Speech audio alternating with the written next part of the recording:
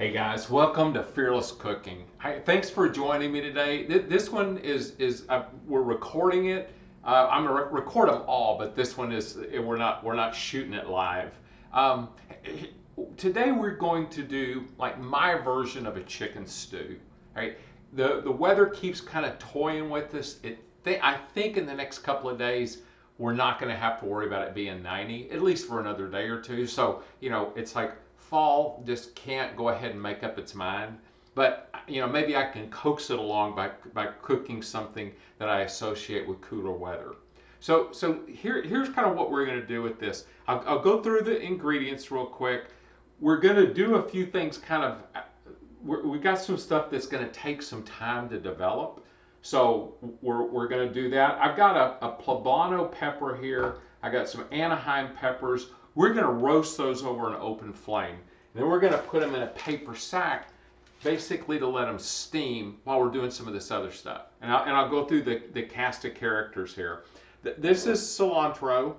This is avocado. These are radishes, and obviously that's a lime. These are for toppings, okay? And I like radishes as part of like a Mexican dish. Not everybody does. I'll also probably put some goat cheese, crumble it up on top too. But that's kind of personal like taste preference. But this is all that's going to be used in topping. I've got boneless chicken thighs that I've already like kind of patted them dry. I haven't salted or peppered them yet. So I'm just going to give that a quick kind of salt here, maybe just a little bit more. And then we'll hit it with a little pepper. If I was going to cook this on the grill, I would put some lime juice on it. But I'm going to add lime to this stuff after it's done. I'm going to go ahead and move this out of the way. We'll get it here in a few minutes. All right. And then the spices that we're going to use. This is sweet smoked paprika, and paprika, that's like a Hungarian thing. It's not really Mexican. I just like that sweet smoky addition. And this is a chili powder. This is a Colorado chili powder. I could have used chipotle, which would have been that smoky piece. I just decided to kind of go this route. And then, so what this is, that's a teaspoon of, no, it's actually a half a teaspoon of paprika, a half a teaspoon of cumin, and then a teaspoon of chili powder.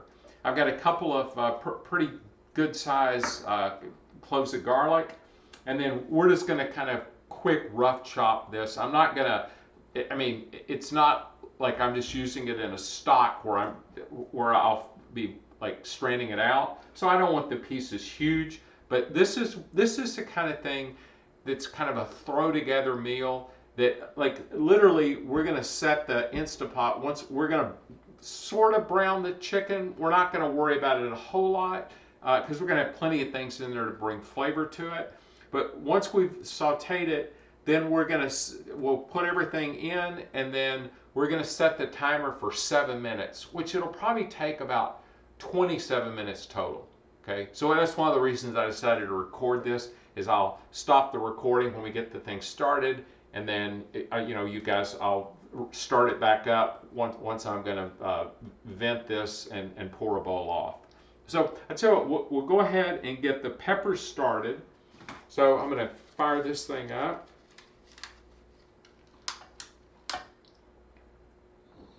And you don't have to do this, but I've always, it's an approach I've always taken with peppers is I go ahead and get that skin off. And, you can certainly, use other types of peppers. I was just like, I think that'll work. So we're giving it a try. You can hear it. I think it's the seeds start to pop on the inside. But I want to get the skin real blistered. And then I'll toss them in the paper sack. I'm not going to do the jalapeno. I mean, you could. It's kind of like, all right, let's kind of what's the kind of the minimum effective, right? I'm using diced tomatoes. I was going to use sun-dried tomatoes. I like that flavor profile, but it's like sometimes it's hard to find them. So I just want to make this as easy as possible. I'm using full fat coconut milk just because I like the way that it kind of adds to stews. Sounds like popcorn. You can feel the seeds popping in there.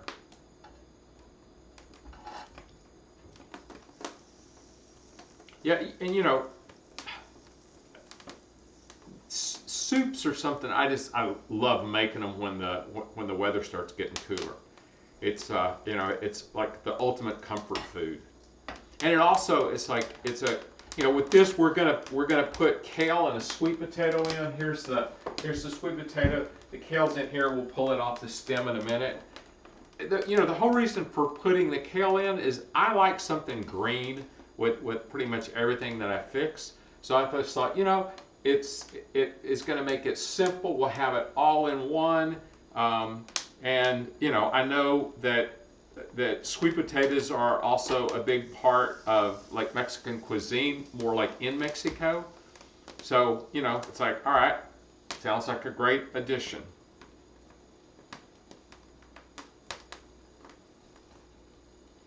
We've got a little bit of more of this to do. You know, I don't know. I've never like tried to see, okay, what's the least amount that I can do on this, you know, and still get the skin to come off.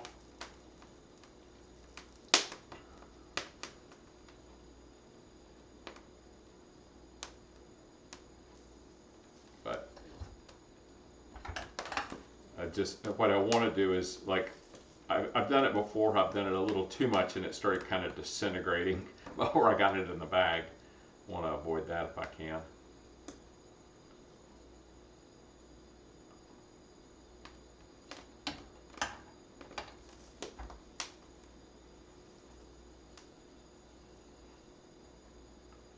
Yeah, you can start to smell it.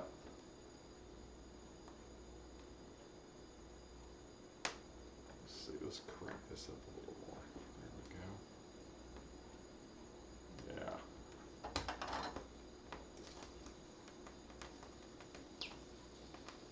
Getting closer.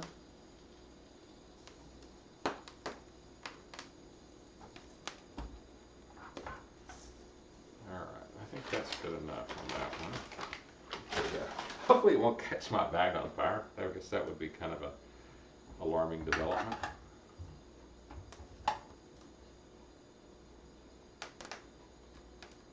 It doesn't take long for those seeds to start to pop.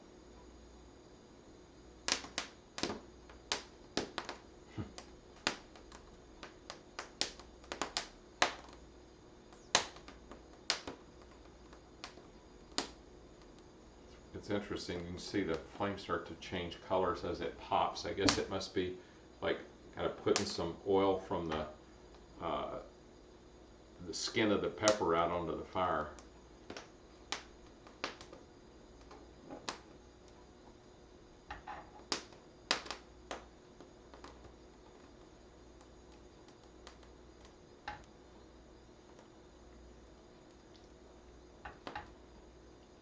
Yeah, since I don't really do corn that much, I'll do masa around Thanksgiving. In fact, that's one of the things we got to figure out is like some of the meals that we're going to fix like during the holidays. You know, I do tamales every year. I'm afraid that may be a little too ambitious for Fearless Cooking.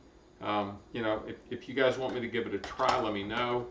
But we'll definitely be doing some sides that I'll be fixing because you know you can make meals around holidays that are not you know, kind of loaded with all the garbage, right? So you know, it's like I'll do a green bean casserole. I just won't do it with you know, cream of mushroom soup.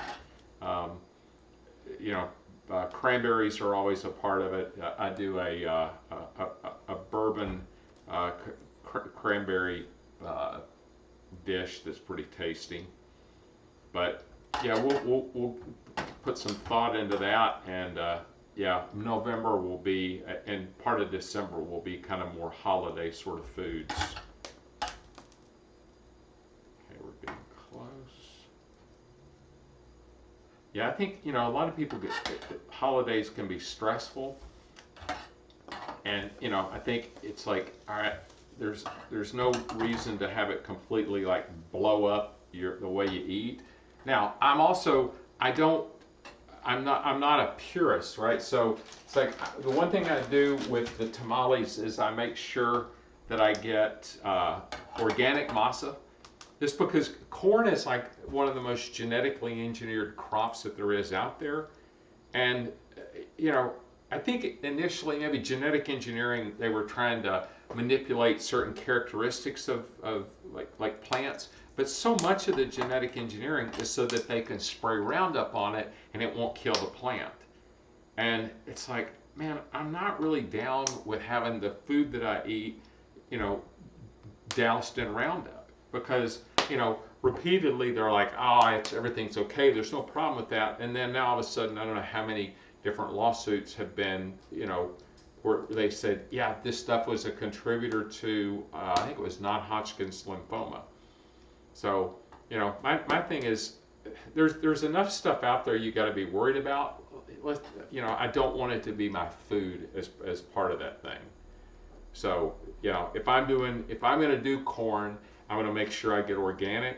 So, you know, it's like we'll do chips and salsa every once in a while, and if I do, I just make sure I get you know, organic corn chips or tortilla chips.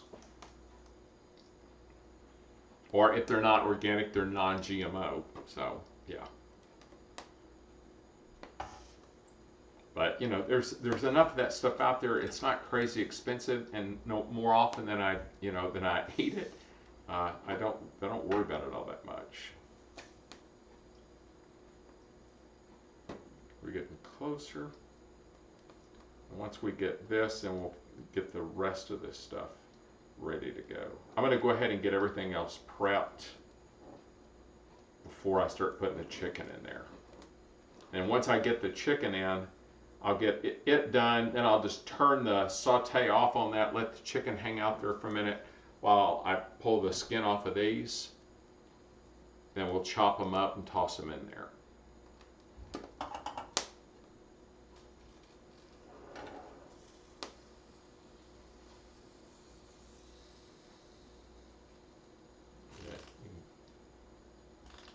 Hear it sizzling.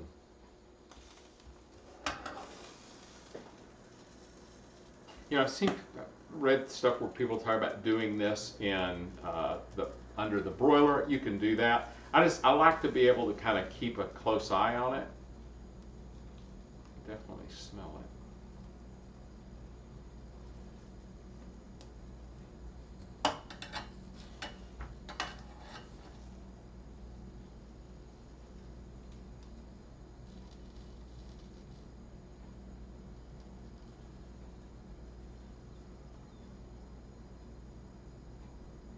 Almost done.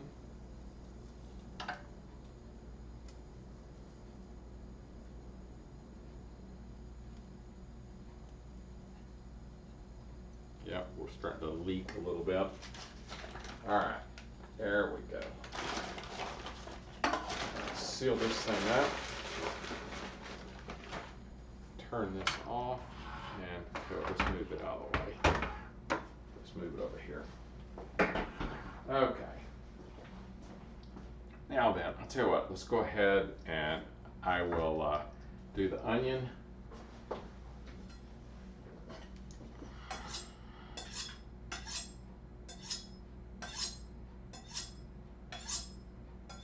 And as you guys have heard me say, I pretty much recommend doing this every time you're going to start using a knife, just because, you know, it helps if your knife's sharp.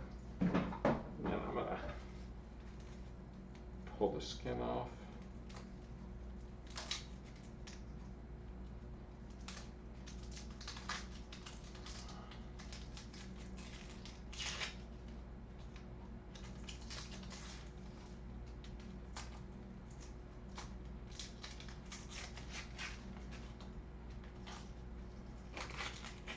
All right. This one's just about done.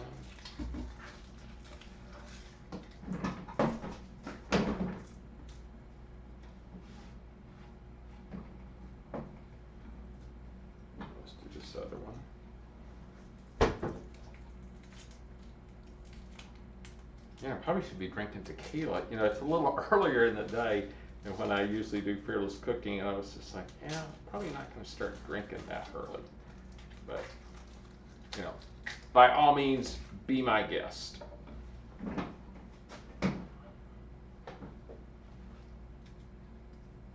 Just cut this end off. Same thing with this one. Kind of hard to see when we loosen this stuff out of the way.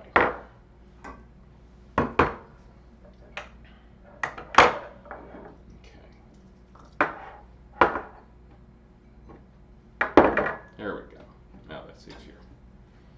So what I do on this is I just cut, I kind of hold this off to the, so I've got it through the end, or off, hanging off the cutting board, and just run the knife. I don't want to run it all the way through, but, and you know, I've got my fingers up on top of it.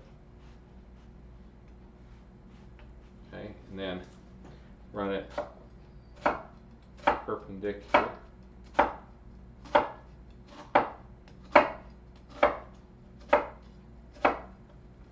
Run it through here real quick.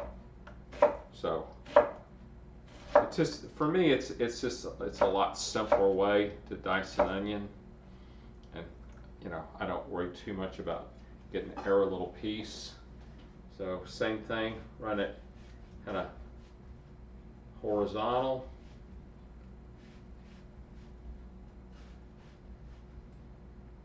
And it's, you know, this is not one where I'm like trying to win chops. All right, now then I'm just going vertical through, so just perpendicular to those other cuts. And probably just got a piece of onion in my shoe. All right, and now then just going across it again, using my fingers as the guide. And you know, when it gets kind of unwieldy like that, I just go ahead and lay it over. Like I said, this is kind of more of a rough chop. All right, perfect. Well, I don't know about perfect, but it's going to work. There we go. I'll just dump that. And I made the chicken stock I'm using, but it's, you know, by all means, you know, if you don't have chicken stock that you've made, then you know, the box stuff is fine. And I'm using a quart. Because I don't, most of the time when I'm cooking stuff, especially like a stew or soup, I rarely ever add water to it. And that's just kind of my predisposition on it. You know, by all means, you know, you can do that. I like to kind of bring as much flavor to it as possible. All right, so I'm going to move this. I will do the sweet potato. I've already washed it, so I'm just going to cut the very end off. I don't know why, but I just do. And then, you know, I'm going to, since this isn't going to cook for a real long time, I'll cut these fairly small. And I kind of want it to almost disintegrate in there, but I'm sure they'll be. In fact, let's do this. Let's just cut them one more time in half. So do that, and then I'll just cut this one down the middle. Yeah, it sticks. There we go. All right, now then it gives me something flat too, and it'll make the pieces a little smaller.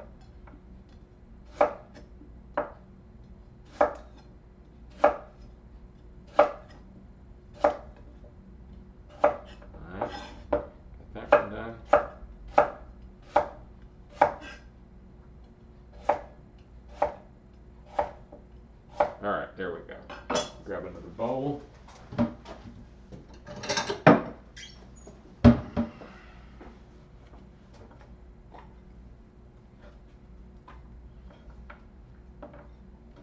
And, you know, I would normally just do all this ahead of time, but because we've got things that are kind of slow to develop, it's like, all right, that just gives us some extra time. Now we'll go ahead and do the kale. What I'll do is I'm just going to leave this out here, and I'll just destem it on the towel. So all I do when I'm doing this is just run my hands, you know, kind of run my fingers along that. I save the, I don't do it all the time, but I like to save the kale stems, and I'll just throw them in a Ziploc baggie and put them in the freezer.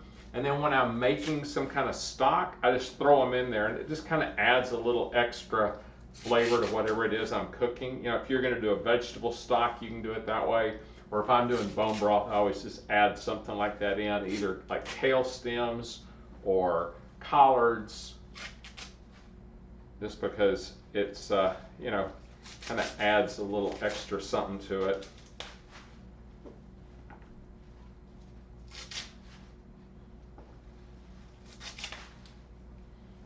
Get back here.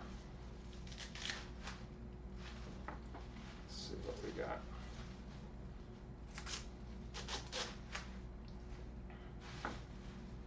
Yep, there went that one. And I'm just gonna you can, you know, you could chop it. Since I'm doing it on top of this, let's make this easy, because it's going to definitely cook down in there. All right, so we'll round this guy up here. All right, move this over. And on this jalapeno, because this thing is gigantic, I didn't want to use the whole thing. I mean, it might be fine, but you know, you can always add heat to something. It's kind of hard to pull it out. So I'll save that and use it for something else. I'm just gonna do a quick slice. All right, grab an extra bowl for that. Okay. And, you know, I probably don't have to warn you, because everybody has done this at least once. Be careful about rubbing your eyes after you've been handling jalapenos. Whoa, great catch. All right. All right.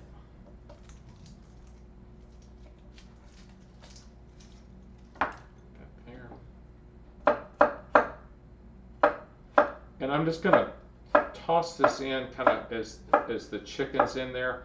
I'm not gonna worry about, you know, getting like a complete brown on this. I'll just throw all that stuff in. This is, like I said, this is one of those that you can, you know, you come home from work, you throw it on, it's done like pretty quick. So this was like, how do you make this as easy as possible? All right, so I've got that. We'll put it in here. So if we use this. All right. So we've got pretty much all of our stuff that we're gonna need to chop. Tell you what, I'll just go ahead and since this is, what I would suggest is while the stuff is cooking, that's when I'd recommend going ahead and doing the like slicing up your toppings. I'm going to move this over here just so it doesn't get knocked over. That would be one hell of a mess.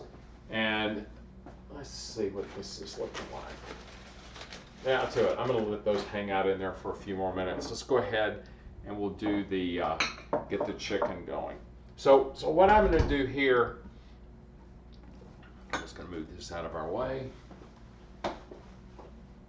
All right, is we're gonna heat this. We're gonna do saute, all right, and I think I at one point used a 30-minute saute. All right, maybe that's just a default.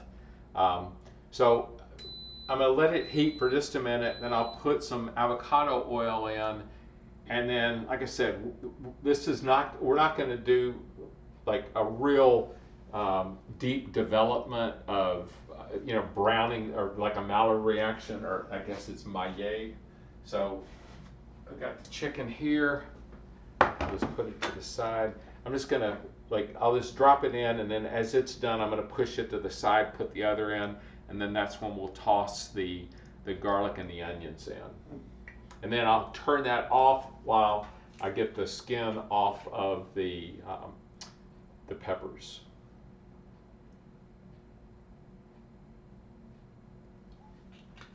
And, you know, that's probably a little over, maybe about a tablespoon. It's not quite hot yet. It doesn't have, this thing will show high. I'm probably not going to wait that long on it. I'm going to let it, or that I can feel that we've got good heat coming off of it, and then we'll go from there. Yeah. Grab some water.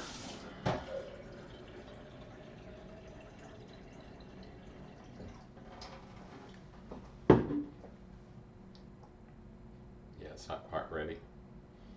I could have started the thing a little sooner. It's just this, you know, the vent situation in here is like less than ideal. So I'm not really wanting this thing to resemble the smoke-filled room like it does at times.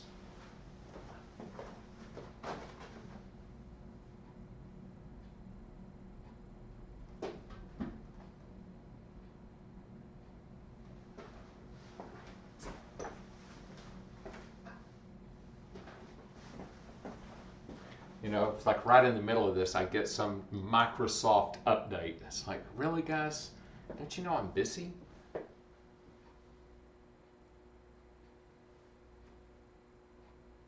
At least it didn't decide to go ahead and start auto updating. All right. Yeah, I think we're good. Let's see. Yep, ready to go.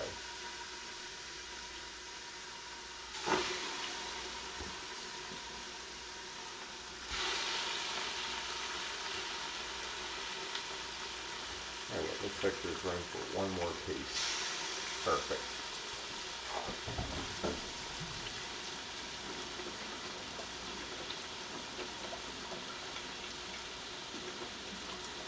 Okay.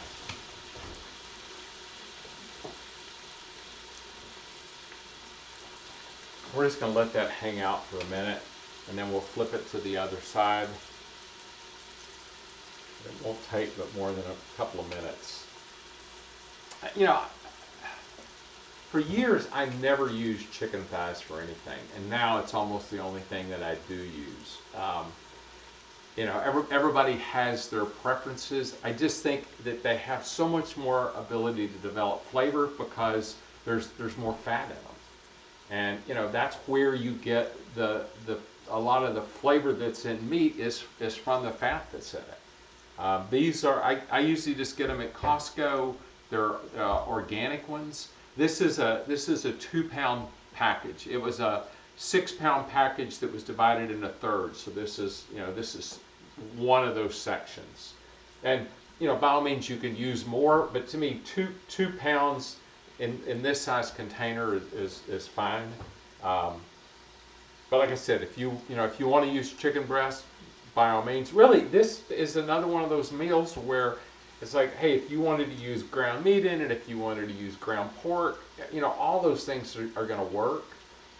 It's just, for me, chicken thighs are something pretty much everybody has access to.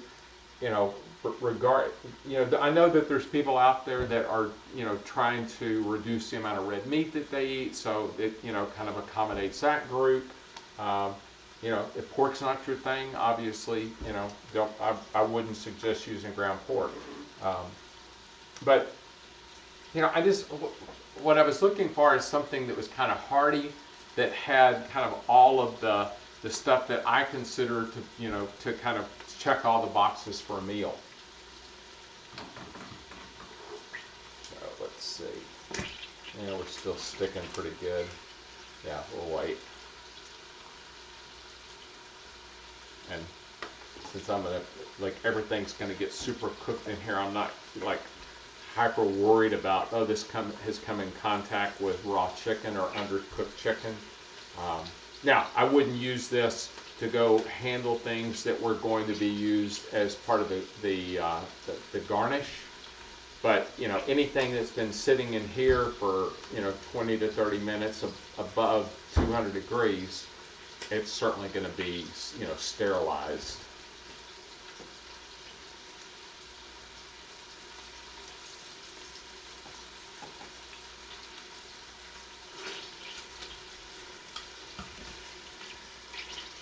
that's still sticking pretty good. Well, it's starting to turn loose a little bit. It's not a complete release, but yeah. Didn't get a whole lot of flavor on that, or a whole lot of color on it. Let's let that go a little bit longer.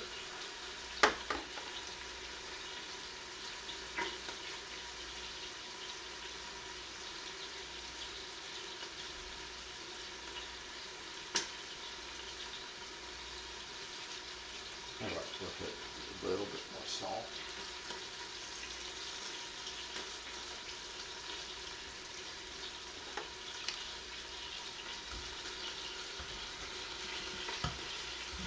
Yeah, I have the book. I haven't read it yet.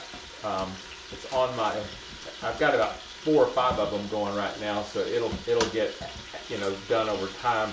But it basically was a guy that did a bunch of research around some of the kind of evolving stuff with our phobia of salt, and especially if you're not eating a lot of processed foods.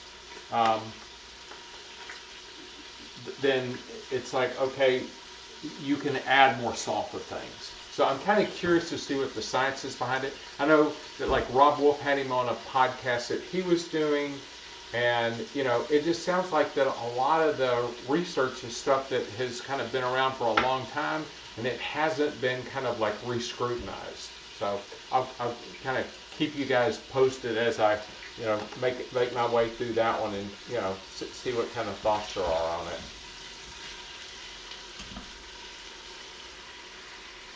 I know that a lot of ideas around nutrition and and health have changed over the years, and I've got a feeling that that one may also be in that category.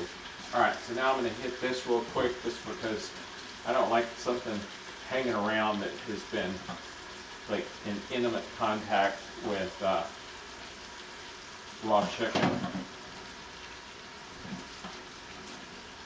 And you see all this stuff that says don't rinse it in the sink. And I never rinse it in the sink, but when you have something that has like chicken juice in it, it ends up going down the sink. So I ended up just using, what I like, something to wash the sink with whenever I'm done. So same thing with this. Let's just get it knocked out real quick. Because I don't want chicken contaminated stuff in a spot where it might come in contact with, with raw or already cooked food. It doesn't take that long, and it just seems like kind of the prudent thing to do. All right, so I'm going to go ahead and throw the onions in there. Actually, I'll wait until I turn them over, then I will. Anyway, I'll just grab them. Wait a second on that.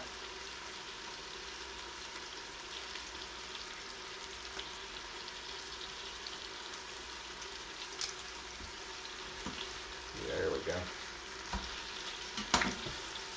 Okay. So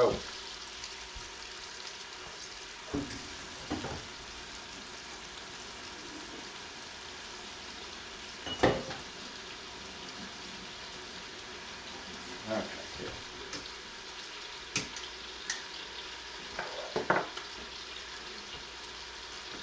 Here's what we're looking like. So, that's 2 pounds of chicken. I'm going to go ahead and toss the onions in. I'll toss the garlic in. And what the hell, might as well go ahead and throw the jalapenos in there. Give that a quick stir.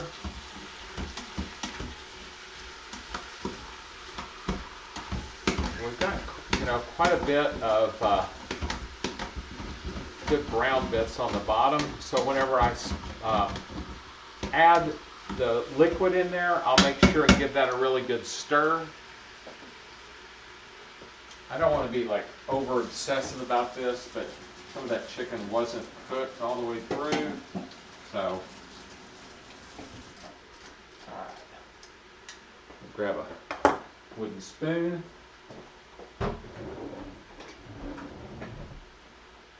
See, I was missing something from my mise en place. All right, so now let's see where we are with our, yeah, let's see if we can get these to go ahead and get rid of their skin. Yeah, maybe not completely. Let's see, I'm gonna pull the seeds out.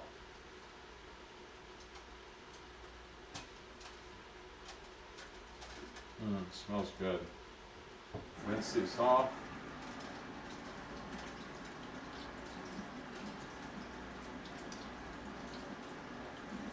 And I'm just going to kind of scrape the char off. And then we'll just do a slice on these. Kind of chop them up before we put them in there. Yeah, you can definitely smell these.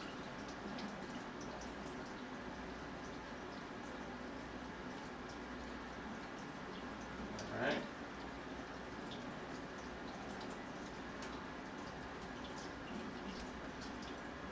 I've done this before where it's been like, it basically is like completely disintegrated, and these are not to that point. But I think they're going to be, yeah, this one's these are a little bit more cooked all the way through, but just get all the seeds out, and then just get all the char off.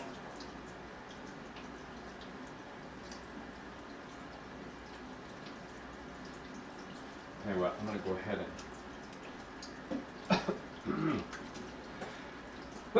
excuse me. It's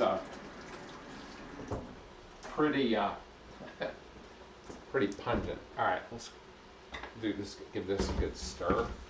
I think that's done enough. I'm going to turn this to cancel. So we'll turn that off.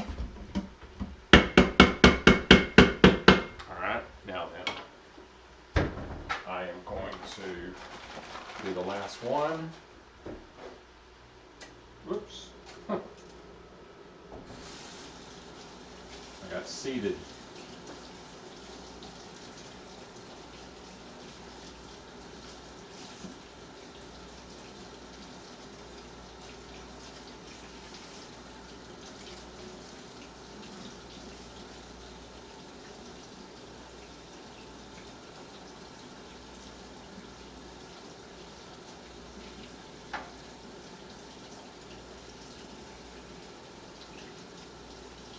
All right. We'll just chop these.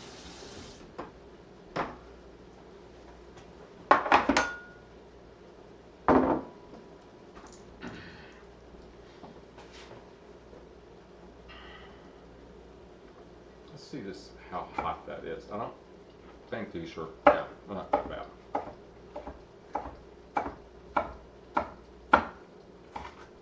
I know these can vary in hotness. They can get up to where they're close to the heat of a jalapeno. These are not in that category. You know, they're kind of like, most of them are more like kind of a spicy bell pepper. Let's check on this one. Kind of the same, a little hotter, but not anything that's like, oh my God. And I'm just, once again, just kind of rough chopping them. All right, use the bench scraper. So what, if you don't have one of these, to me it is a very worthwhile addition to your kitchen tools, because it just makes getting stuff into a pot a whole lot simpler. All right, so we've got this out of the way. We'll get the kale over here. We'll go ahead and add the spices.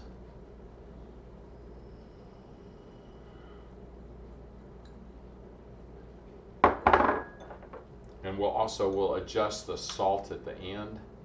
But I added you know, the chicken stock has a little in it. It's not crazy. I'm just gonna tell you what. Let me wipe my hands before. I don't. All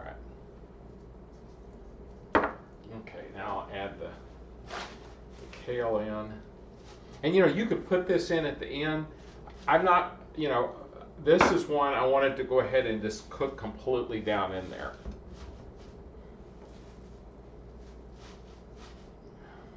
It's going to be a pretty full Instapot, so I've got to find my line. This is all going to cook down in there, but I want to be able to make sure that I stay under. There's a 2/3 mark, and you know, with the we want to always make sure that you don't have more liquid in there than that. You don't want to interfere with the that valve. Okay. Now I'm going to add the chicken, the coconut milk, and man, I love this can opener. You don't end up with a jagged edge. It basically like kind of uncrimps the top.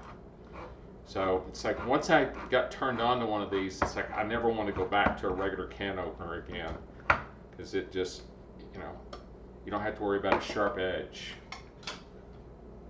All right, that in there, and then I'll add the chicken stock. Like I said, there's a quart of that. My recycle bin is not here where it normally is, so leave that out of the, move this out of the way. All right, so here's the chicken stock. It's a quart. Okay, nice. And let me stir that up real good.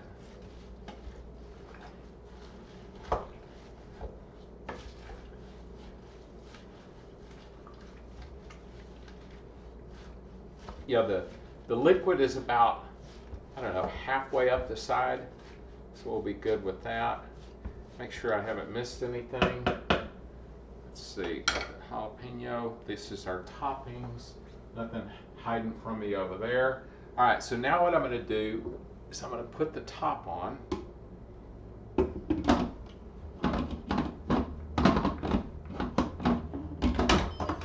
There we go.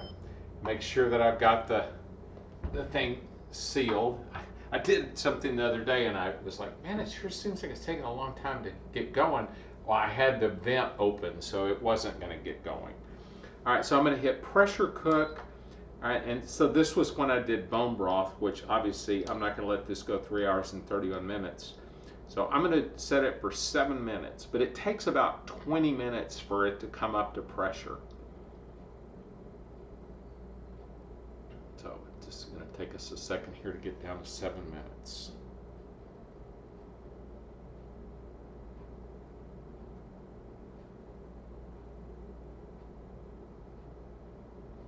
And I'll go ahead and cut the toppings during the break. And I would suggest you guys do the same. Okay, here we go. So I'm going to move this out of the way. So whenever I vent this thing, obviously I'm going to want it to go that direction. So I'm going to kind of move this out of the way like that. So I don't, whenever I vent it, I don't want to like take the varnish off of the cabinets. So it's set for 7 minutes. I will put you guys on pause and I'll rejoin you when this thing's finished. See you in a minute.